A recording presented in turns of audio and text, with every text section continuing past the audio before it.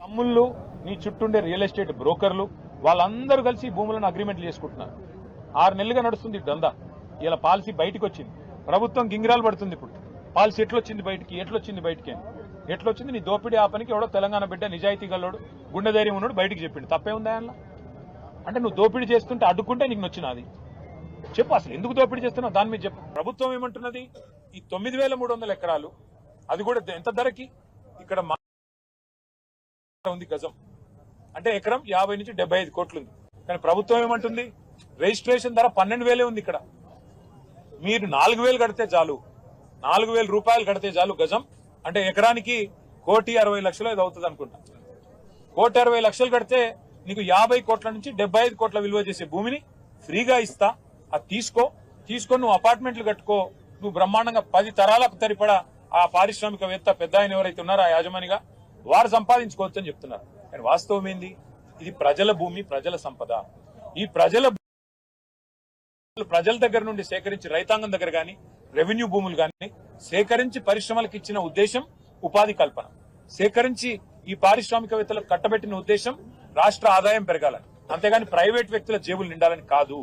అందుకే ఈ 9,300 ఎకరాల భూ కుంభకోణం, 5 లక్షల కోట్ల భూ కుంభకోణం ఏదైతుందో దీన్ని బీఆర్ఎస్ పార్టీ క్షేత్రస్థాయిలో పోరాడాలని చెప్పే నిర్ణయం తీసుకొని నిన్న ఉప్పల్ నియోజకవర్గంలో అట్లాగే నిన్న మల్కాజ్గిరి నియోజకవర్గంలో మా నాయకులు మత్సునాచారి గారు, జగదీష్ రెడ్డి గారు వారందరూ కూడా కొన్ని బృందాలు అక్కడ పోయినాయి.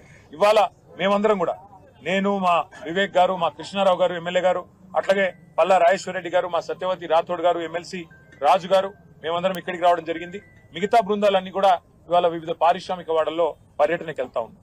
నేను ఈ ప్రభుత్వానికి చెప్పేది ఒకటే, మీరు ఈ 5 లక్షల కోట్ల ప్రభుత్వ ఆస్తి, ప్రజల ఆస్తి, ప్రభుత్వ ఆస్తి అంటే ప్రజల ఆస్తి, దీన్ని సరైన పద్ధతిలో వినియోగించండి.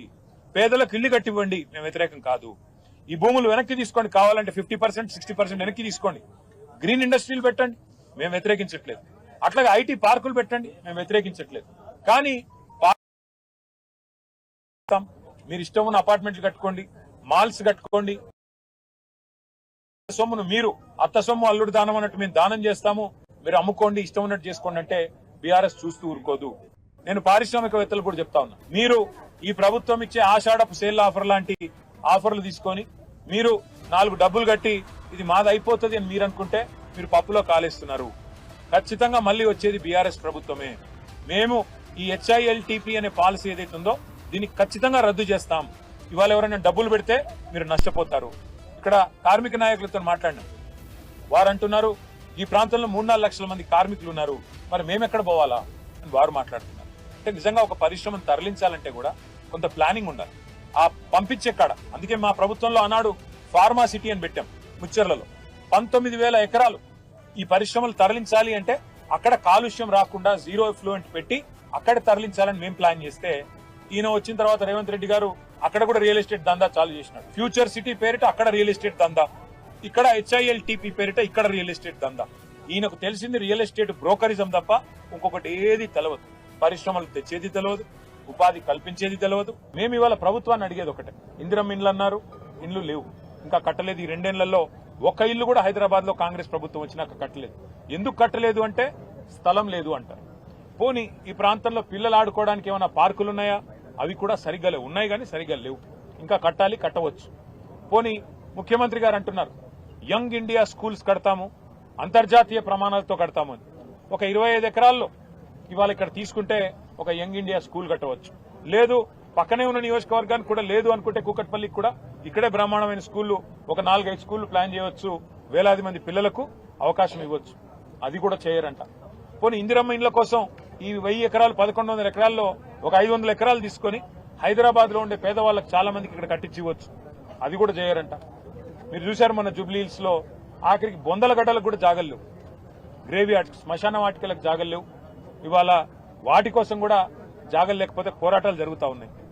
అట్లాంటి ఈ పరిస్థితుల్లో హైదరాబాద్ మహానగరంలో పార్కులకి స్థలం లేదు, పార్కింగ్ కి స్థలం లేదు, శ్మశాన వాటికకి స్థలం లేదు, పేదవాళ్ళు ఇల్లు కట్టుకోవడానికి స్థలం లేదు, స్కూల్ కట్టడానికి జాగలేదు, అట్లాగే రోడ్డు విస్తరించాలంటే జాగలేదు. ఇవాళ హైదరాబాద్ లోని 9,300 చిల్లర ఎకరాలు పరిశ్రమల అవసరాల కోసం ఇచ్చిన స్థలాన్ని ఇవాళ ప్రభుత్వం కాలుష్యకారక పరిశ్రమలను తరలించే ప్రయత్నం చేస్తున్నది. కాలుష్యం ఉండే పరిశ్రమల్ని తప్పకుండా నియంత్రించాలి, నివారించాలి. వాటిని కావాలంటే మీరు గ్రీన్ ఇండస్ట్రీ కింద మార్చండి, ఎవరికి అభ్యంతరం లేదు. ఎందుకంటే ఇక్కడ కార్మికుడికి లాభం, అటు పరిశ్రమకి లాభం, అల్టిమేట్ గా ఇచ్చిన మరి ఉద్దేశం అది.